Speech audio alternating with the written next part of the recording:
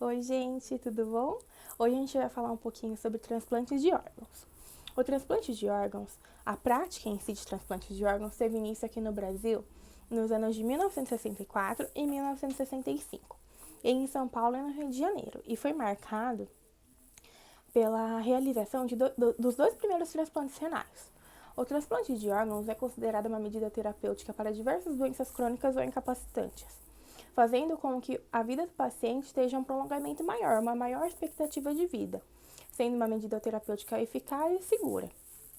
Todo esse processo de doação e captação de órgãos no Brasil, ele é regulamentado pelas leis número 9.434/97, número 10.211/01, as quais estabelecem as diretrizes da Política Nacional de Transplantes de Órgãos e Tecidos, determinando a gratuidade da doação, bem como os critérios para a seleção do potencial doador vivo ou pós-mortem.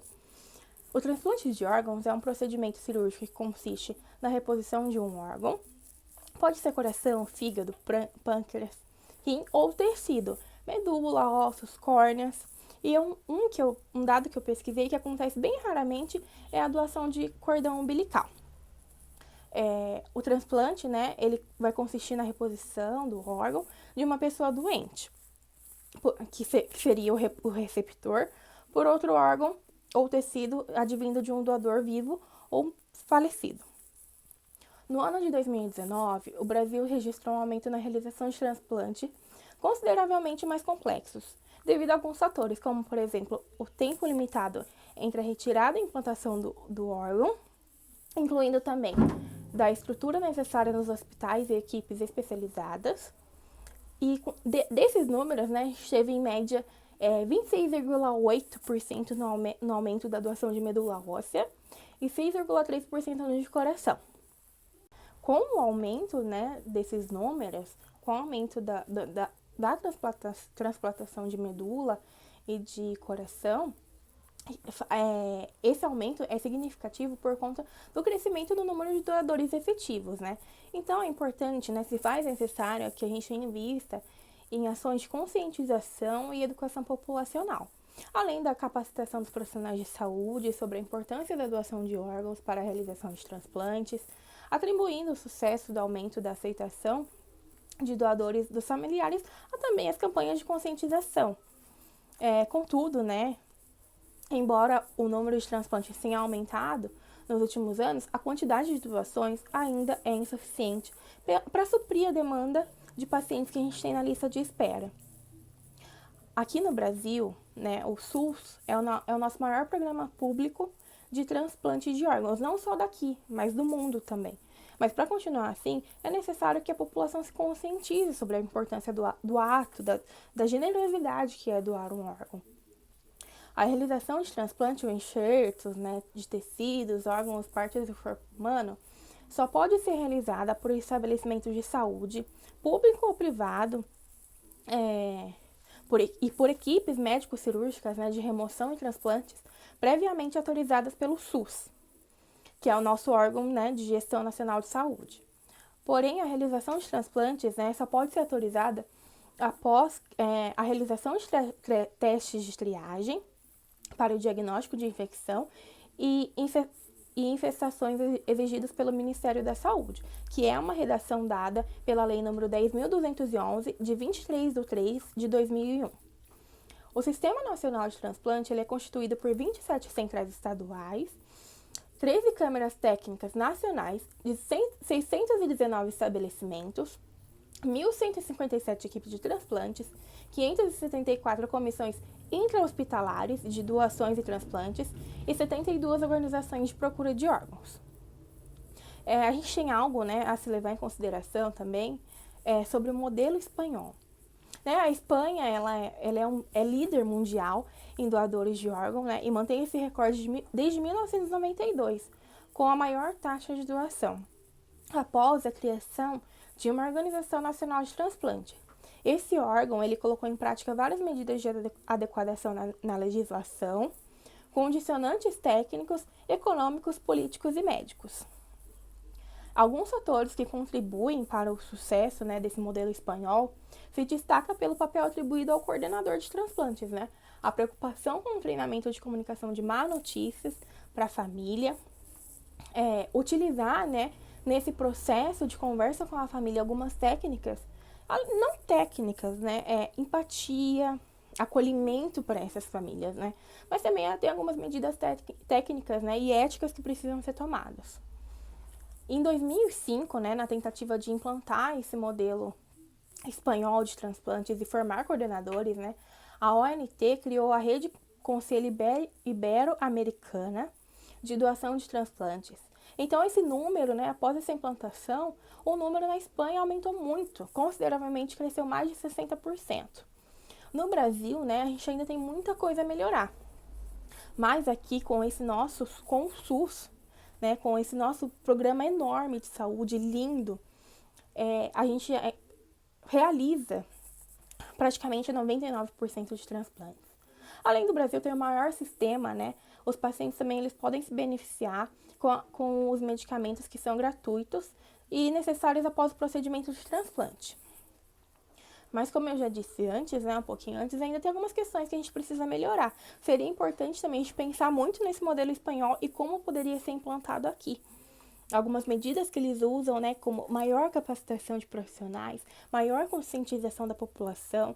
Então, tem algumas coisas, pequenas coisas, né, que a gente precisa melhorar aqui para a gente ter um maior sucesso na transplantação e doação de órgãos. Os epidemiológicos, nós temos um número muito importante com um número, né, absoluto de transplantes realizados no ano de 2017, 2018 e de 2019. De córnea, em 2017, nós tivemos 15.242 doações. Em 2018, 14.809 e em 2019, 14.943.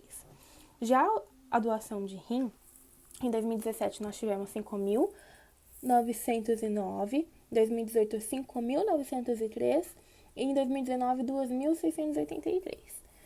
De rim, né, de doador vivo, nós tivemos 1.136 em 2017, em 2018 nós tivemos 1.018 e em 2019 1.073. Já de doador falecido em 2017 foi uma média de 4.793, em 2018 4.905 e em 2019 5.210. De fígado, em 2017 nós tivemos a gente teve uma média parcialmente, consideravelmente talvez boa, né? Porque em 2017 nós tivemos 14.945, em 2018 11.860 e em 2019 10.418. Mas assim, tem alguns pontos, né? Em 2017, em alguns órgãos nós tivemos, né, a transplantação de alguns órgãos, a gente teve um número maior de transplantes. E aí que é o que faz a gente pensar no que vai ser a próxima fala, né, nossa próxima parte do nosso trabalho, que é sobre os fatores que influenciam nesse número, né, nesse déficit de doação para realização de transplante, esse déficit de transplantes realizados por conta da doação, porque uma coisa, né, é coligada com a outra. Sem a doação a gente não tem transplante e sem transplante a gente não tem a doação. Então, a gente deve avaliar, né, esses critérios que vão ser falados a partir de agora, para a gente entender o que a gente pode fazer aqui, que a gente pode melhorar, aonde a gente deve investir, quais são as intervenções que nós devemos fazer para ter um aumento significante nesse número. O Brasil tem o maior programa de transplantes de órgãos públicos do mundo. Porém, existem alguns fatores que dificultam e influenciam para a sua realização. E vamos falar um pouquinho sobre esses fatores que podem influenciar na decisão, tanto para a doação de órgãos quanto para o transplante de órgãos. Agora vamos falar um pouquinho sobre o primeiro fator, que é a assistência dispensada à família e ao doador.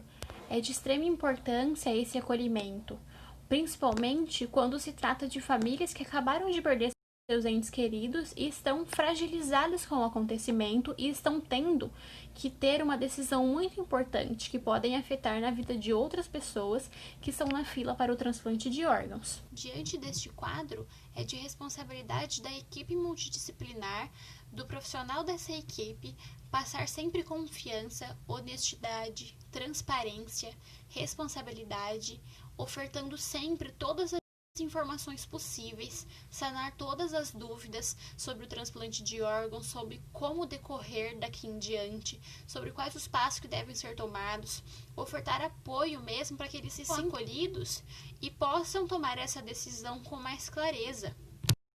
Diante do doador, a família tem total direito da visita. E o médico sempre tem que estar à disposição dessa família para dar todas as informações sobre o decorrer do transplante de órgãos ou da doação de órgãos. Caso isso não ocorra, caso essa comunicação efetiva não aconteça, a família pode ter uma recusa. E isso pode ser um motivo para não adesão ao transplante de órgãos. O segundo fator é o esclarecimento à família quanto à morte encefálica. A morte encefálica, ela pode ser definida como a completa e irreversível perca de todas as funções exercidas no cérebro a partir de uma agressão grave ou alguma lesão.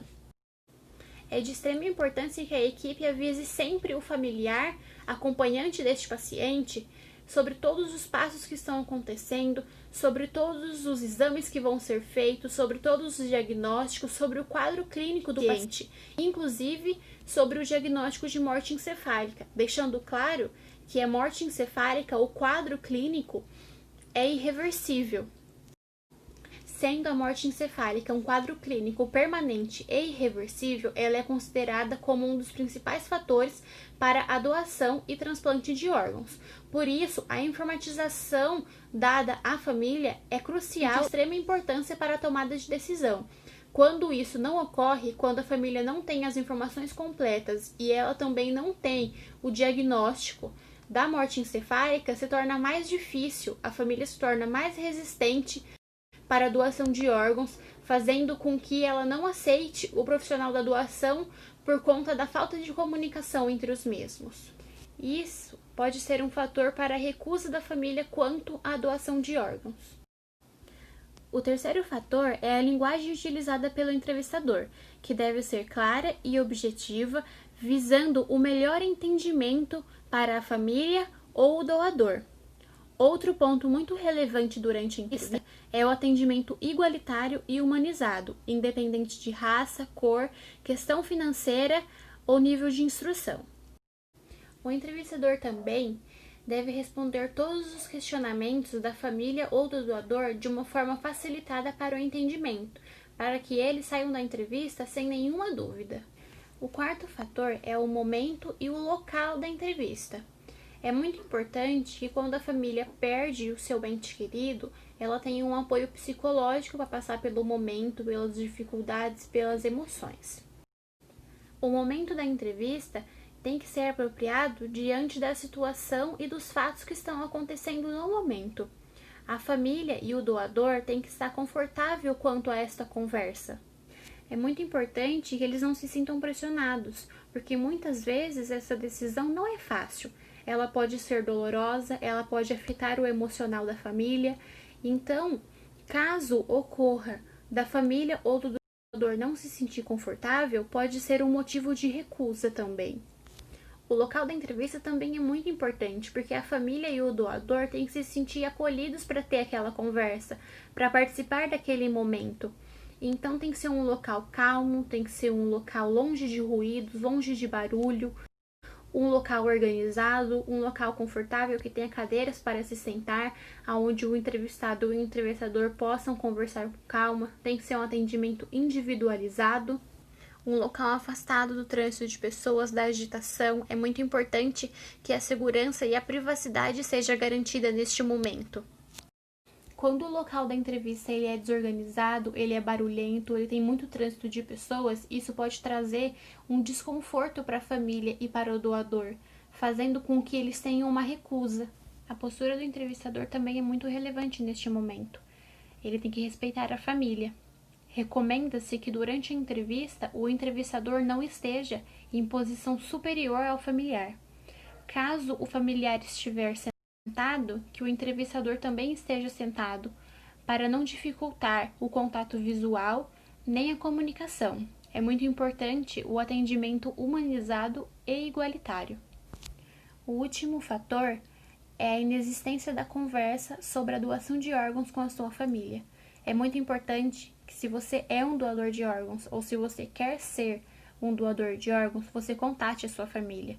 A sua família tem que estar ciente sobre esse querer seu de ser um doador de órgãos, porque quando chegar o momento de ter que tomar essa decisão, a sua família já sabe qual decisão tomar, já sabe qual vai ser a resposta, qual seria a sua resposta.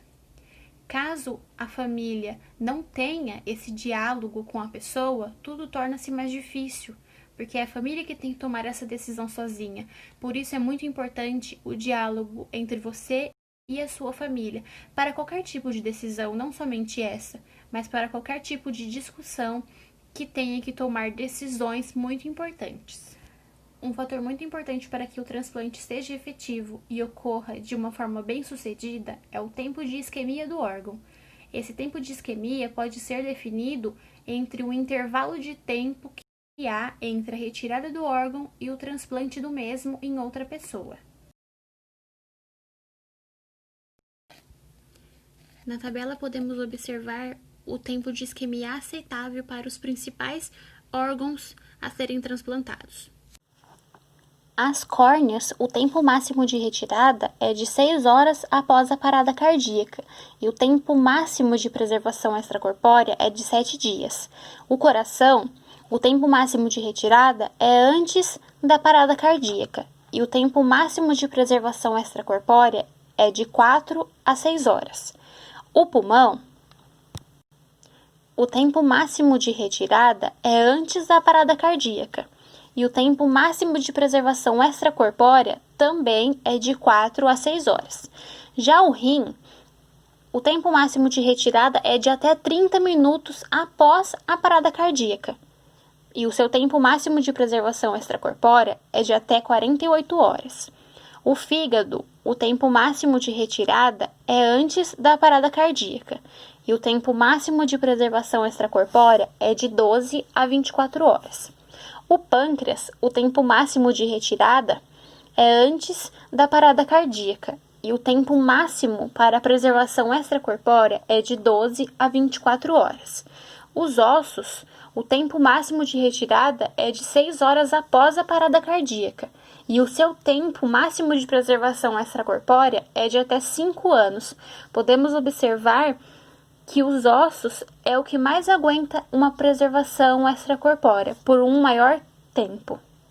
Segundo dados da Sociedade Beneficente Israelita Brasileira, o Albert Einstein, a doação pode ser feita através de órgãos e tecidos. Os órgãos são fígado, pâncreas, coração, pulmão e rins. E os tecidos são córneas, pele, ossos, válvulas cardíacas, cartilagem, medula óssea e sangue do cordão umbilical. E os tipos de órgãos e tecidos mais transplantados, segundo a Associação Brasileira de Transplantes de Órgãos, são córneas, rins, coração, pulmão, pâncreas, pele, medula óssea e ossos. Bom, eu vou falar um pouquinho da lista de espera e de todo o processo de doação. Nessa fase do transplante, então, nós temos o pré-transplante, que é quando o paciente ele recebe o diagnóstico e ele é inscrito na lista de espera. Então, o paciente inscrito na lista de espera, isso não garante a ele que a cirurgia ocorra. Ele precisa de todo um acompanhamento médico rigoroso, todos os exames serem realizados. Em alguns casos, há pacientes que são removidos dessa lista. E por quê? Alguns não seguem o tratamento, não frequentam as consultas, alguns optam por não receber mais o transplante. Depois que o paciente ele já está inscrito na lista de transplantes, ele pode acompanhar de duas formas. Ou pelo telefone, com DDD 11 3066 8403, ou ele pode acessar o site da Central de Transplantes. Então, o site que o paciente pode acompanhar, é esse que vocês estão vendo, é snt.saude.gov.br. Vai abrir essa imagem Então, ele tem que digitar o registro completo dele. Depois que ele digitar o registro completo, né, o CPF ele vai aparecer automaticamente. Então, ele só precisa confirmar o CPF, inserir o dia do nascimento e digitar os caracteres que ficam do lado direito.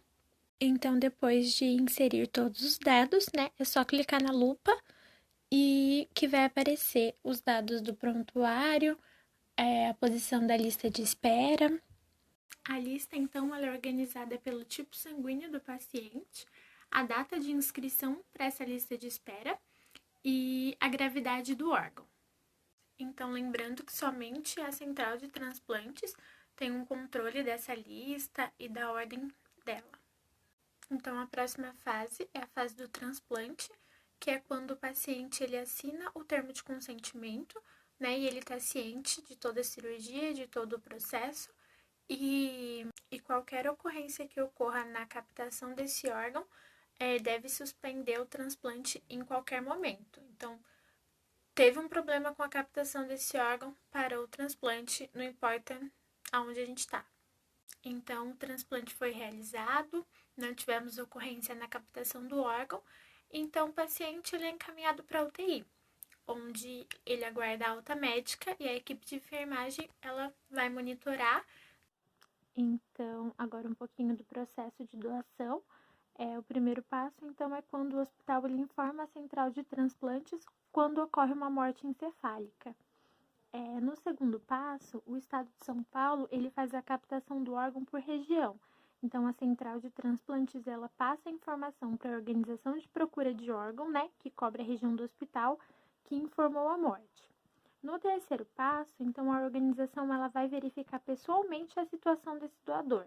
E aí é nessa etapa que a família é abordada sobre a doação. Na quarta etapa, a organização informa a central de transplantes se esse órgão é viável. No quinto, então, a central de transplantes ela emite uma lista dos receptores compatíveis e testa a compatibilidade, né, pelo laboratório de imunogenética.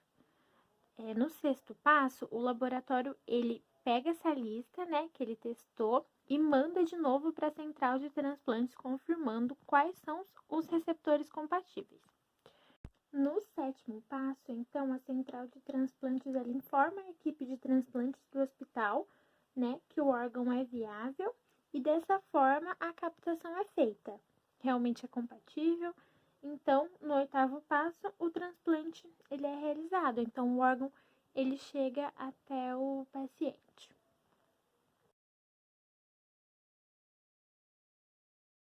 Os cuidados de enfermagem são de extrema importância para o paciente submetido à cirurgia de transplante de órgãos.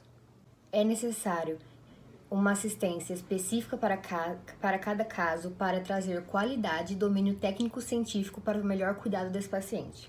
É de extrema importância o preparo biopsicossocioespiritual do paciente e dos familiares, que estarão enfrentando um recomeço na vida. Precisamos de uma equipe multidisciplinar e que interaja uns com os outros, para assim ser elencado os principais cuidados para aquele paciente, especificamente seus familiares, para esses cuidados serem continuados no âmbito domiciliar. É aí que entra a educação em saúde, ao qual devemos preparar com muita atenção e o método mais fácil para o paciente e para os familiares entender como eles deverão lidar com tudo aquilo dentro de casa. E sempre, em todos os momentos, tirar qualquer dúvida que o paciente ou familiar apresente antes, durante ou pós estadia no hospital. Mas quais são os cuidados de enfermagem? Antes mesmo do paciente chegar à unidade de terapia intensiva, é necessário que a equipe de enfermagem reveja o prontuário para verificar as possíveis complicações que tiveram durante a cirurgia, medicações que precisaram ser administradas, o tempo da cirurgia e os detalhes da recuperação do paciente no pós-cirúrgico. Precisamos testar e verificar todos os aparelhos que estarão ligados ao paciente no leito da UTI. Assim que o paciente chegar à UTI, eu preciso avaliá-lo para poder comparar diferenças de parâmetros e sinais vitais referentes ao que o paciente estava durante o pós-cirúrgico, o que ele apresenta a partir do momento que ele chegou comigo na UTI. Preciso observar se o órgão transplantado está sendo realmente como era esperado. Eu vou avaliar a função do enxerto por meio de exames clínicos. No transplante renal, também observamos a eliminação urinária e no transplante cardíaco a hemodinâmica do paciente. Vou realizar os cuidados e administração dos imunossupressores, detectar se houve alguma complicação ou se alguma complicação é decorrente do procedimento cirúrgico. Preciso observar a função cardiopulmonar do paciente, avaliando assim a sua saturação de O2, a frequência cardíaca, a pressão arterial e a frequência respiratória. Eu vou avaliar a hidratação e a pressão venosa central do paciente e fazer a reposição de líquidos necessários. Vou realizar o balanço hídrico rigorosamente, sempre observar e realizar manutenção do catéter urinário pérvio. Vou avaliar os exames clínicos laboratoriais do paciente. Vou avaliar, manejar e controlar a dor. Na avaliação, podemos utilizar a escala numérica de dor de 0 a 10, caso o paciente esteja consciente. Vou realizar os cuidados no local da incisão cirúrgica, verificando hematomas, hemorragias e possíveis complicações, e sempre estar atento a possíveis lesões por pressão. Eu vou estimular a deambulação do paciente, assim evitamos maiores danos vasculares, pulmonares e lesões por pressão. É de extrema importância prevenirmos qualquer tipo de infecção, por isso devemos utilizar sempre bândulos para realizar os procedimentos. E devemos controlar a glicemia capilar sempre. É necessário realizar os cuidados com os acessos vasculares, drenos e sondas.